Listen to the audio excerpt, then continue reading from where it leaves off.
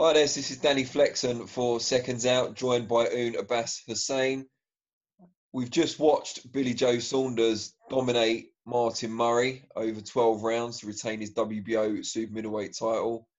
You're watching it from the bubble, obviously there for the Frank Warren show tomorrow Yeah. night. What did you make of Saunders' performance? It was good, to be honest. At the start, I think the third, fourth round, he started to establish the jab. That uppercut was just throughout the whole fight. I think from the third round onwards, was just landing at will. Martin Murray at the start, I felt like his game plan was he looked to counter. He waited for Bill to sort of set his attack and then tried to counter. That didn't work.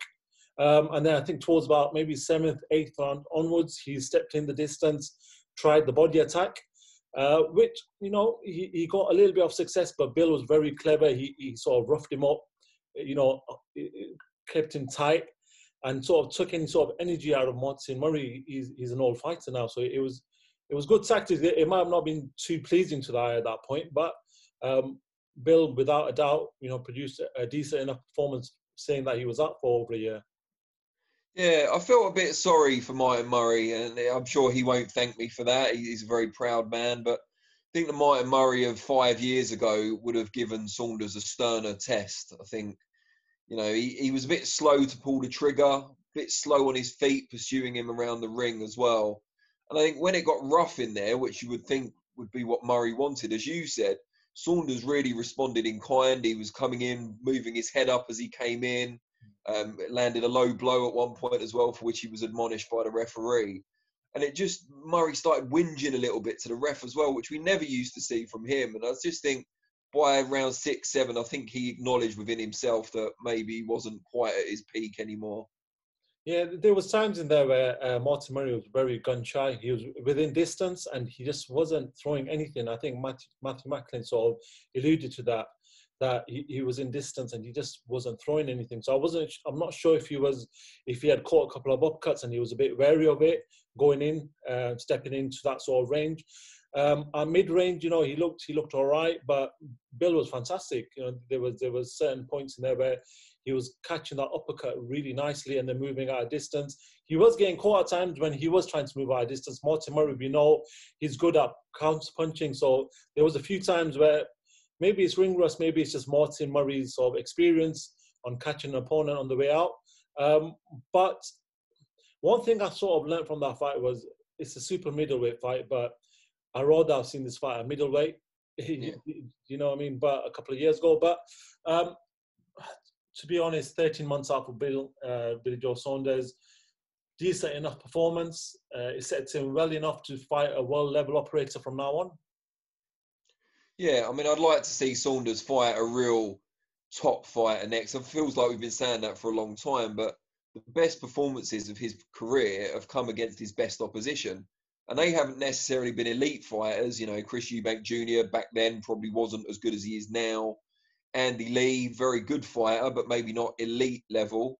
And then most famously, of course, David Lemieux, where Saunders looks as good as he ever has.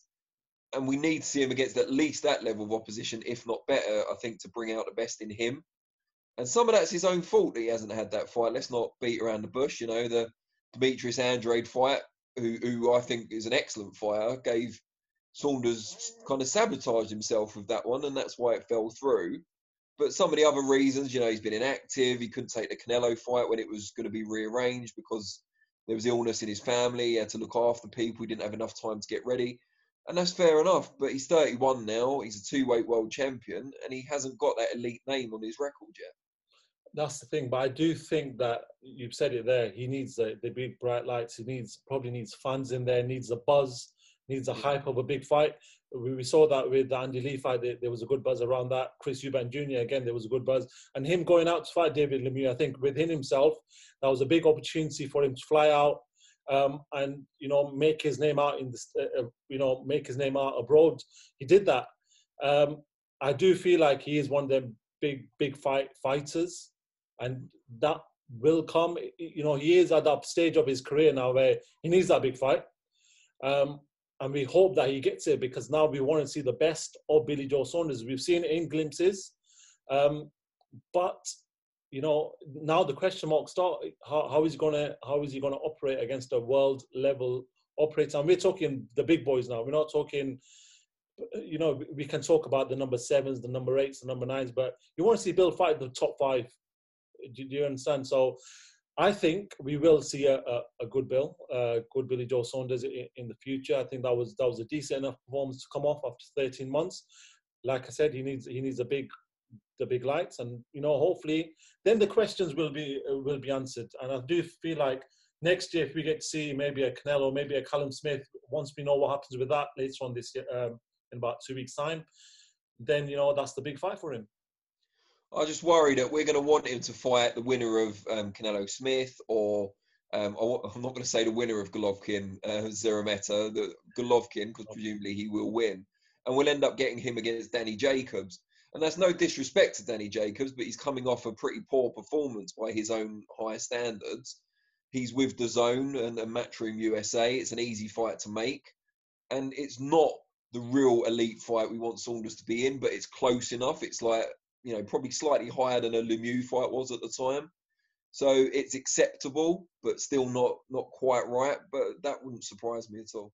Yeah, no, to be honest, I think, Jacob's stock did really, really drop after that fight. It was poor. It was really, really poor. I think Eddie Hearn even mentioned that he's the one that promoted, he's the one that actually put the show on. But yeah, as a fight fan, as somebody who watches boxing a lot, I wouldn't mind that fight just for it, just for Bill to actually then, if he can beat Jacobs, we know what sort of level he's at. We know what sort of fighter he is. We know on his day, Billy Joe Saunders is probably one of the best fighters to come off these shows. But there's still question marks. But yeah, good performance tonight. I've got to say, I was impressed that uppercut he landed quite often. He moved, once he landed it at points, at some points he was moving out of range quite well. And you know what, Martin Murray's a tough guy, experienced fighter, tough operator. He's got a good chin. Took the punches well. Kept coming forward. He was huffing and puffing. The old age did show. But respect to Martin Murray for sort of putting on a decent enough performance. But yeah, Bill was always going to win this one by a wide point score. I just felt bad for Murray because I felt he must be in there thinking, I'm getting mugged off a bit here. I'm losing every round. And 5 years ago, 7 years ago, however long ago it was, I went to Buenos Aires. I gave Sergio Martinez, who was pound-for-pound contender at the time, all he could handle, and was arguably unlucky not to come away with the belt. And now he's reduced to this kind of thing. No fans, through no fault of anyone's, of course, and losing widely to Billy Joe Saunders, who he would have fancied to beat 7 years ago or 5 years ago or whatever it was. So I felt bad for him, but he did well to last the course. He's a very tough man. I hope, he might have already retired because we're not watching the post-fight interviews, but if he hasn't, I hope he does kind of consider his future now. He came close to retiring not too long ago, and I think unless he wants to continue at a lower level, which I find hard to believe he would, I think he's kind of done now at top world level, and if anything less isn't enough for him, it might be time to move on. I'm sure he's got a bright future. He's got a great boxing brain. There's a lot he can offer to the next generation. 100%. You know what? Someone like him is always good to have in the sport, in and around the sport. Someone with that much experience, fought at world level a good number of times, should have been a world champion. Yeah, but like you said, I think it is time for him to possibly call it a day. If he wants to fight at a lower level, then that's up to him, personal choice. But on just concluding this whole thing, Billy Joe Saunders is going to be a massive 2021. A staggered career so far, a staggered career. So we've said it many times before, a massive 2018, a massive 2019, a massive 2020, okay, fair enough. COVID came, that ruined plans for everyone. But 2021, it's got to be the year for him. There's no doubt Eddie Hearn's got to go through that form book, make these fights happen.